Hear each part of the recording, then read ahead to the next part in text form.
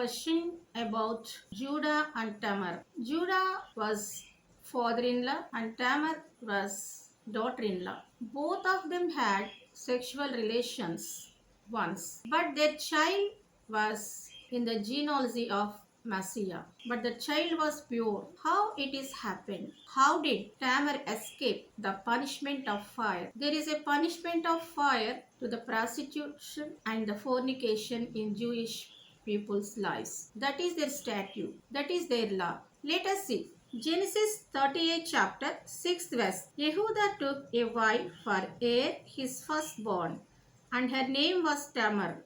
But Er, Yehuda's firstborn, was evil from Adonai's perspective, so Adonai killed him. Yehuda said to Onan, "Go and sleep with your brother's wife. Perform the duty of your husband's brother and preserve your brother's line of descent." So, Judah had three sons. Firstborn was Er. So Tamar married Er, but he was wicked in the sight of or in the perspective of Adonai. So Adonai killed him.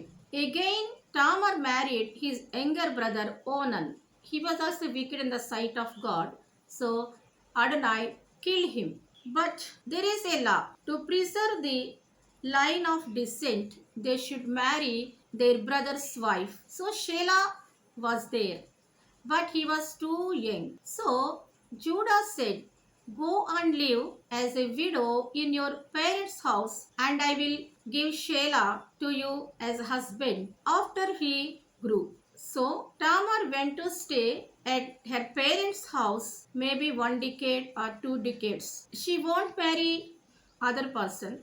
She has no illegal relations. She has no live-in relationships. She was not a prostitute. She was a righteous woman, an obedient woman. She spent her time, decades, at her parents' house as a widow. No joy in her life. Many social customs are against of widows in those days. These are dark days.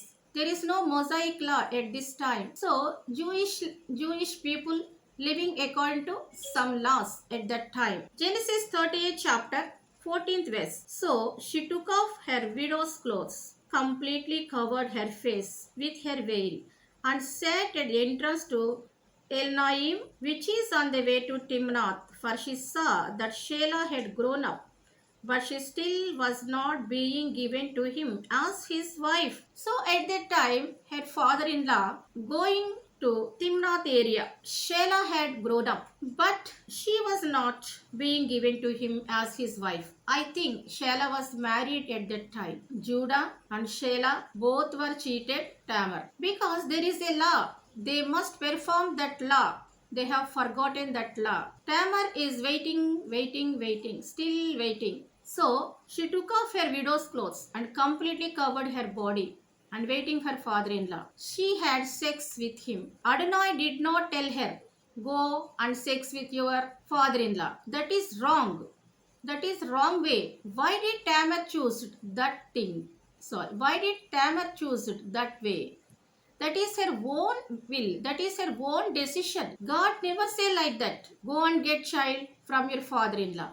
This is only Tamar's own interest. Many legal issues around this. Shelah was not given to her as a husband. She married other girl. In this perspective, Judah and Shelah both were thieves.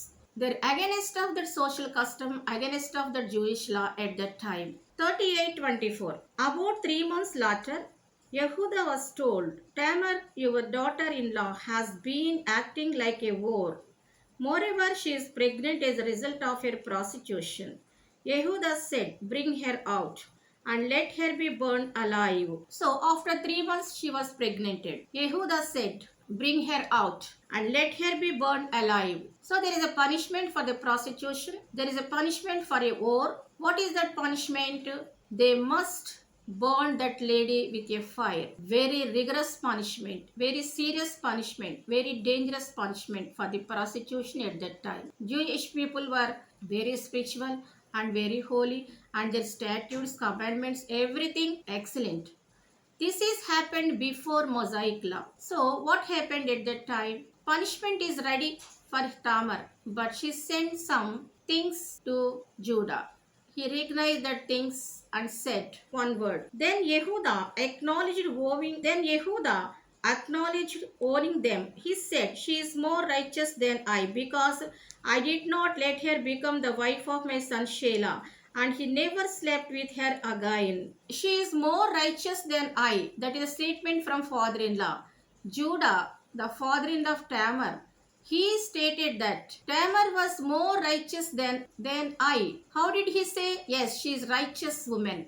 She fought for legal rights and property rights and social rights also. She was a widow from many years. Her rights were not implemented in her life, because if she get a son from Shelah, that son will be owner of the her husband's heir and on. He must be heir of that property, legal heir, and every rights will be given to that child.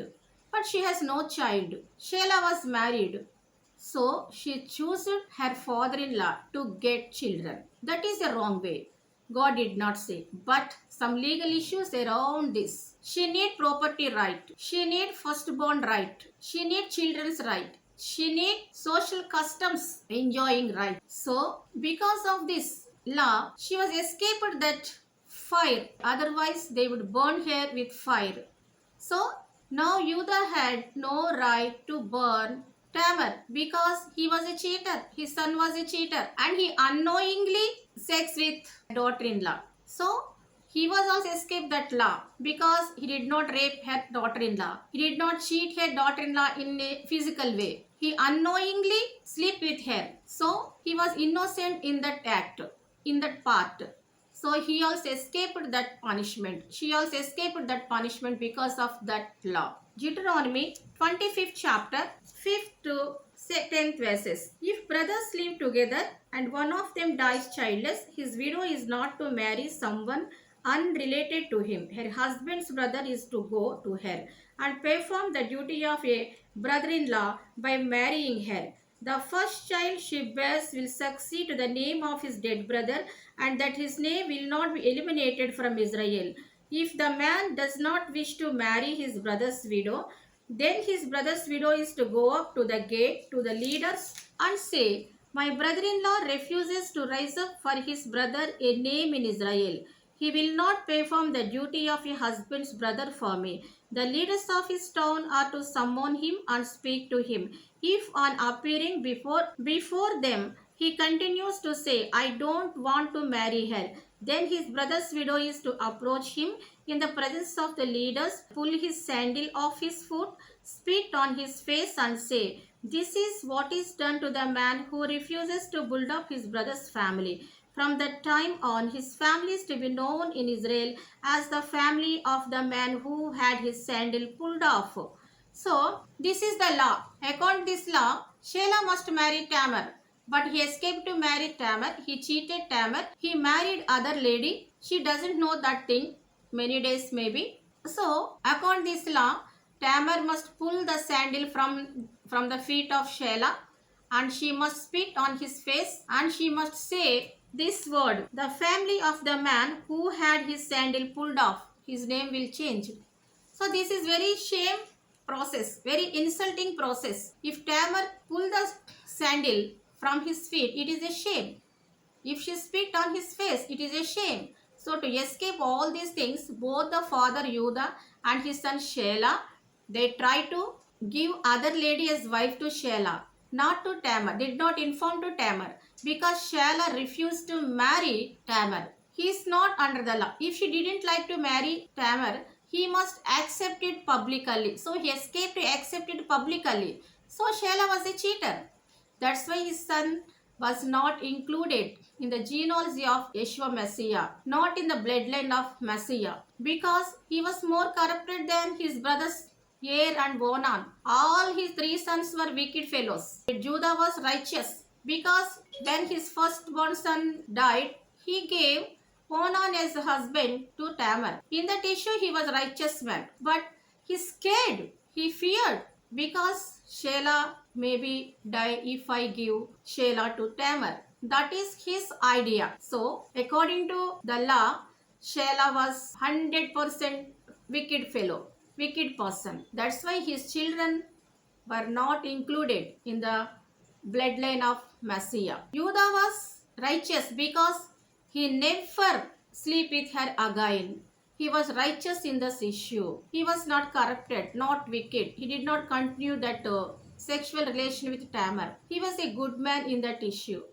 And he lost his property also. Shelah's sons lost their property. The property rights, the legal rights, the firstborn rights, everything will given to Tamar's sons, Perez. So Perez was included in the genealogy of Messiah bloodline. So many issues around it, but Bible won't accept father-in-law and daughter-in-law sexual relations. Let us see. Leviticus 18 chapter 15th verse. You are not to have sexual relations with your daughter-in-law because she is your son's wife. Don't have sexual relations with her. Bible condemned the sexual relations between father-in-law and daughter-in-law. It is a very serious issue. Leviticus 28 chapter 12th verse. If a man goes to bed with his daughter-in-law, both of them must be put to death. They have committed a perversion and their blood is on them. Yes, the law completely prohibited the relations between father-in-law and daughter-in-law. They must be put to death. That is a punishment, death punishment for both of them. Deuteronomy 23rd 17th. No woman of Israel is to engage in ritual prostitution, and no man of Israel is to engage in ritual homosexual prostitution. Yes, no ritual prostitution Israel. No temple prostitution Israel. No woman is allowed to do prostitution in Israel. No Jewish woman is allowed to do fornication in Israel. No Jewish virgin is allowed to do any kind of temple prostitution or temple ritual prostitution. So the law is very strict. Jewish law was very strict. The biblical law is very strict. The Judah and Tamar issue has happened before the Mosaic law. Even though before Mosaic law there is a law in Jewish people, so they have to follow that law. The relations between the father-in-law and daughter-in-law is must be clear, pure and holy, not sexual. Thank you. God bless you.